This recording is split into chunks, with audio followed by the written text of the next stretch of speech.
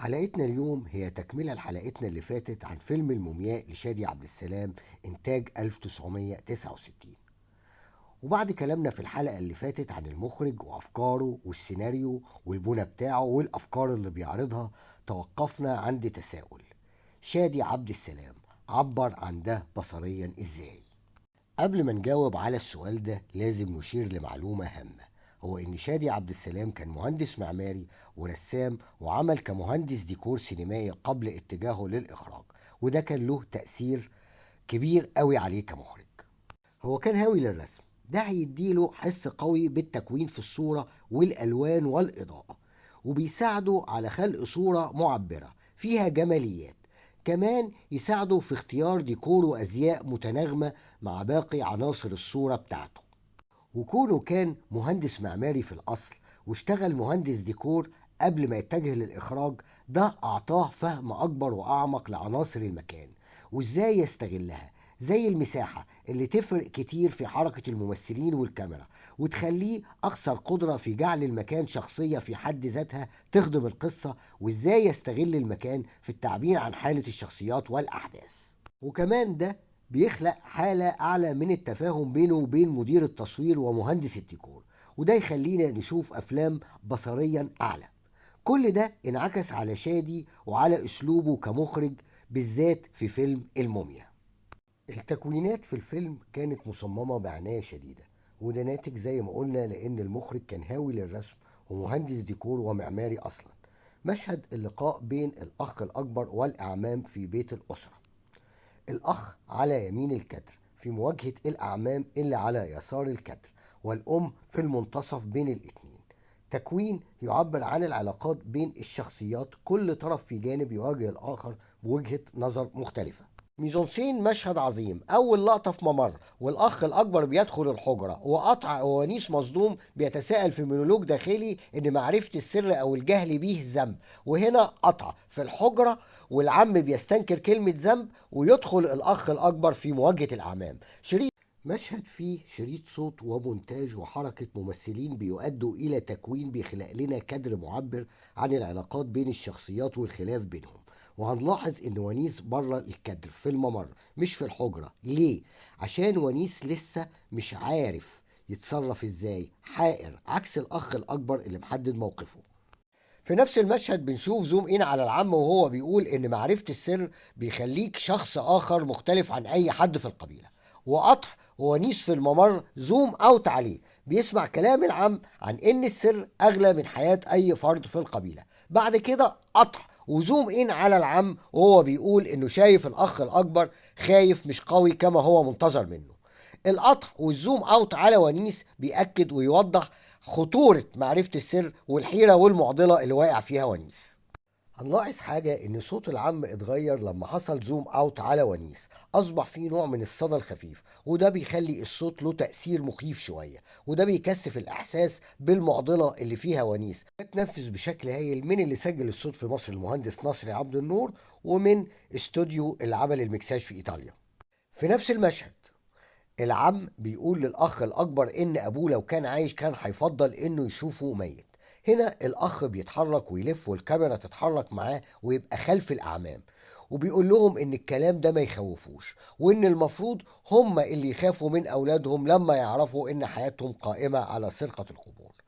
حركة ممثلين وحركة كاميرا هايلة، كلها بتخدم اننا نوصل لتكوين يوصل لنا معنى معين في الصورة، وهو حدة الخلاف بين الاخ الاكبر والاعمام.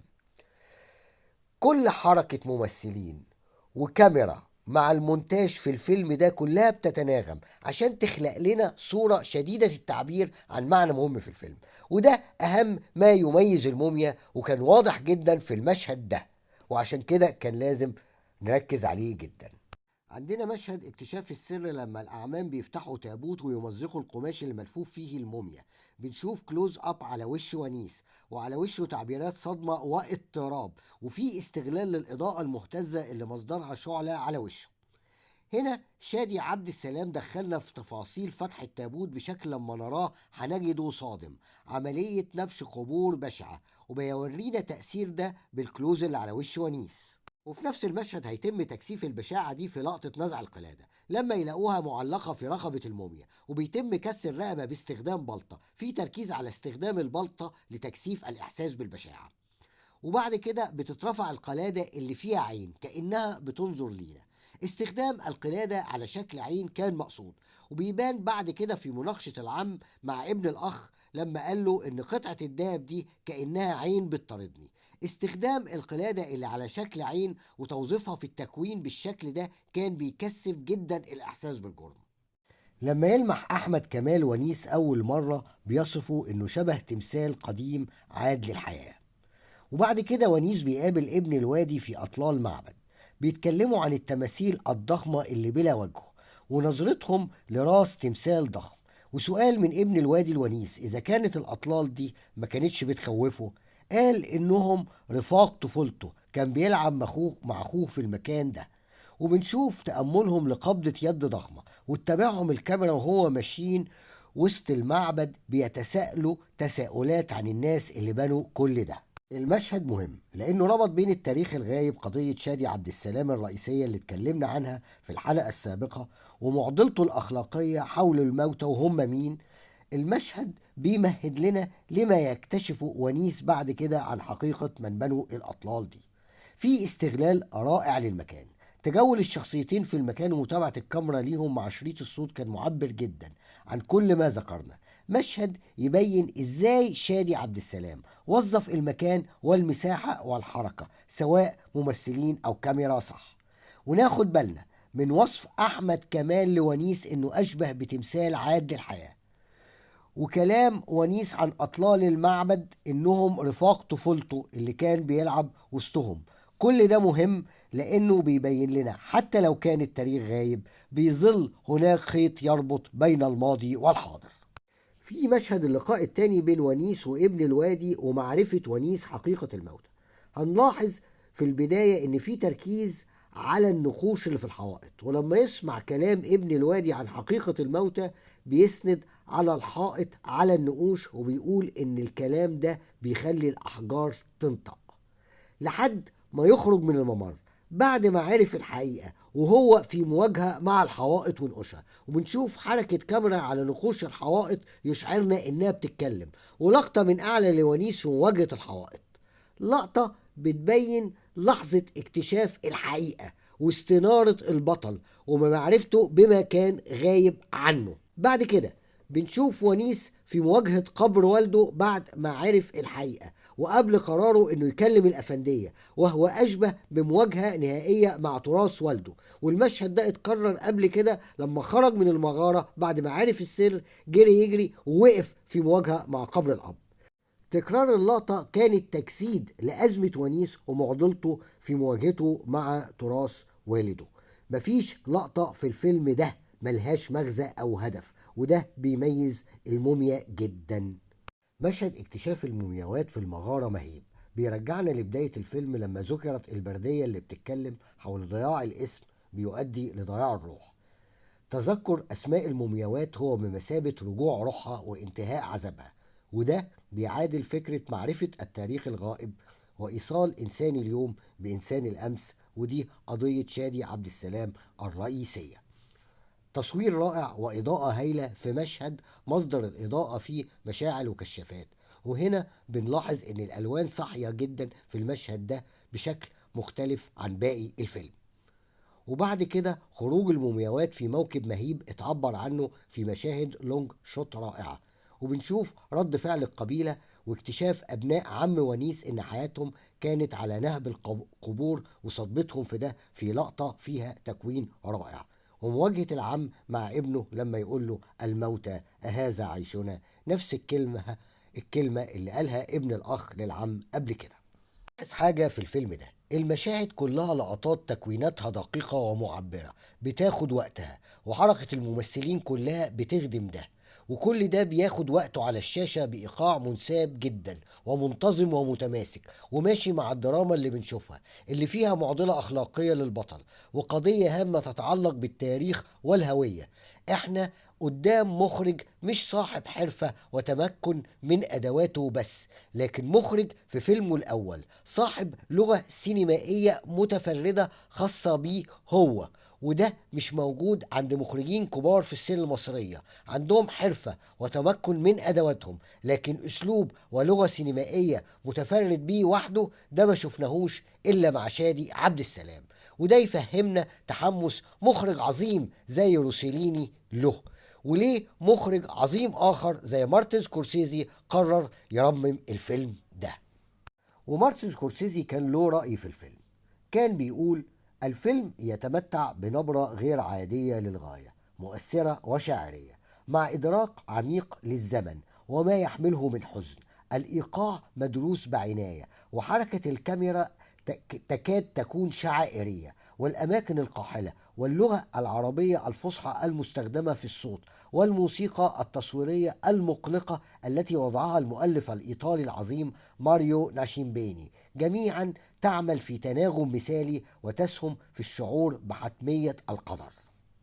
إدارة الممثلين كانت رائعة، أداء منضبط ومحكوم بعناية من ممثلين صغار مش نجوم زي أحمد مرعي في دور ونيس، وأحمد حجازي في دور الأخ الأكبر، ومحمد خيري في دور أحمد كمال، ودور رائع في مشهد واحد لزوزو حمدي الحكيم في دور الأم.